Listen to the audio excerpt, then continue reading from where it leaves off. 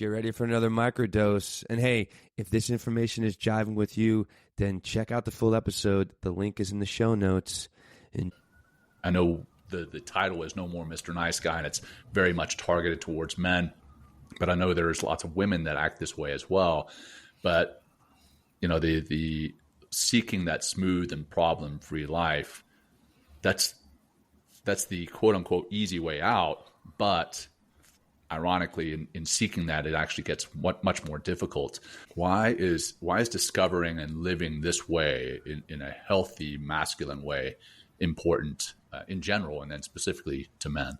Well, I mean, if you just think about it, just flip it. The reverse is who would want to live any other way? Who would want to not enjoy being in their own skin, not liking themselves as a person, not liking, who they are physically, emotionally, spiritually? Who would? But the truth is, as you and I know, a lot of men are walking around with a lot of inner turmoil, perhaps inner disgust, inner insecurities, not liking themselves, afraid of rocking the boat, afraid of conflict, needing external validation and approval. I mean, that's really what No More Mr. Nice Guy is all about. Right. And it's no fun. We're constantly seeking some sense of happiness or contentment, typically externally.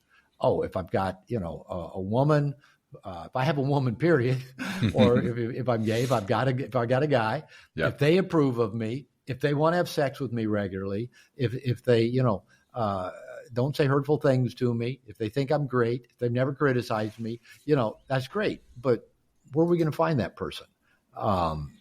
And we all think it's out there. But again, we all think the nice guy thinks everything's out there. If I just achieve this, if I just accomplish this, if I just avoid this, if I can just be in this place, I'll be happy. And the truth is, looking for that sense of okayness outside of ourselves never fulfills us, never gets us there. And so, we do need that inner sense of, I'm okay. I like me. I like who I am. I like how I walk the planet. And we may still see things about ourselves we want to work on. We want to challenge ourselves. I've got little bracelets. It just says "Do better." So the mantra for my men's program, and our mantra is "Good men doing better." We're good men. We're good. Right. We're okay. We don't have to become better men, different men, in order to like ourselves, in order to be loved and give love. But we can do better. I mean, I can be more patient. I can be more direct. I can set better boundaries. I can get to the gym more often. I can do better. But I try not to judge myself for any of those things. If I miss the gym, okay, I'll go tomorrow. I try to avoid that internal judgment. But a lot of men, like a good friend of mine says, he's got an internal assassin. And a lot of men do have that just harsh inner critic. You're not good enough. You're too fat. You're too skinny. Yeah, Will's hand goes up. Sometimes, absolutely too. Who would love you? You don't make enough money. You're not tall enough. Even now, kind of looking at, I understand. This is a new one for me, but even out in the manosphere, what's called the black pill. The basically, Instead of the red or blue pill. We had blue and red pill. Right, now we got black pill. Oh, the black great. pill says for a man basically to get a woman, he's got to have status, looks, and money. Those three things. Status, looks, and money. And most men look around and go, I don't have a lot of status. Maybe I'm not that great looking, or I'm not tall enough, and maybe I don't have enough money. And so their critic says, well, it's women's fault because, they're hypergamous and they only want the guys with status, looks, and money. When the truth is, I've worked with women for a long time. Actually, what they really like is a man who's comfortable in his own skin. There you go. He doesn't have to be the tallest guy, the best looking guy, the richest guy. But if he's comfortable in his own skin, likes himself, and isn't seeking their approval or validation, I found women are pretty consistently attracted to that. So we got the comfortable in their own skin. And let's say if we don't know where we're going, still going back to, what's the opposite of that healthy masculine? And a lot of men tell me that, Robert, I just don't know what my purpose is. I don't know what my passion is. I usually ask them, have you been reading David Data? Yeah, I've been reading Way of the Superior Man. And you know, and I love the book. I'm Me too. actually going to a retreat with David in March with, 30 other men. So I've been to a couple of his programs. So nice. I love his stuff. But men will read Way of the Superior Man, and he talks a lot about purpose. Well, David approaches purpose from a karmic point of view, that you are here in this lifetime with this spiritual karma to fulfill. And that may or may not be true. I don't know.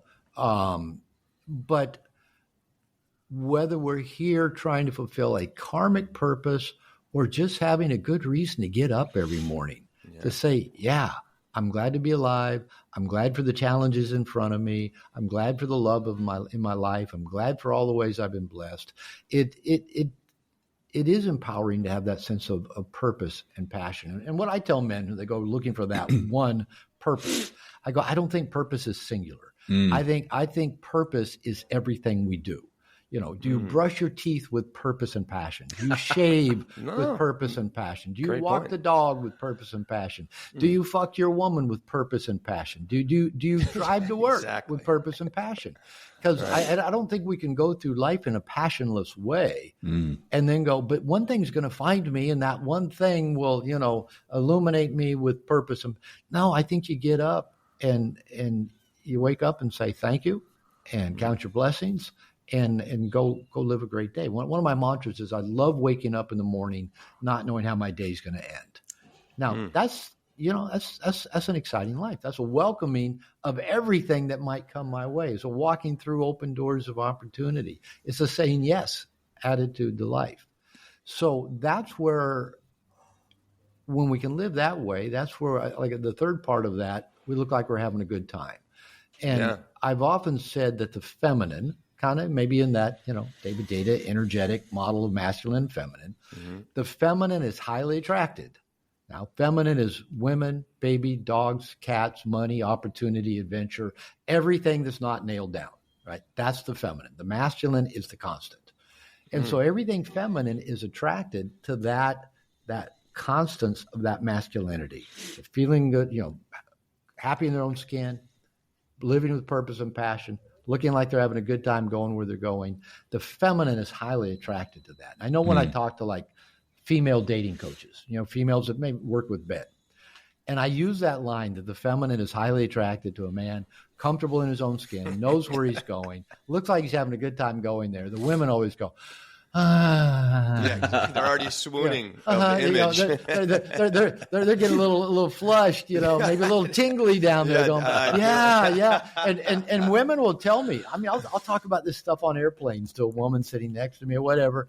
And women say, they'll ask me what I do. Well, I work with men around relationships. So what do you teach them? And I'll tell them, what we're talking about right here. And the women will go, can I come stand in the parking lot, after your seminars? Can you put up a website with these guys that have done your programs? Because that feminine part of the women of the world, if they're in touch with that feminine sense of wanting the good man to penetrate them, to open them, to take them places they can't take themselves.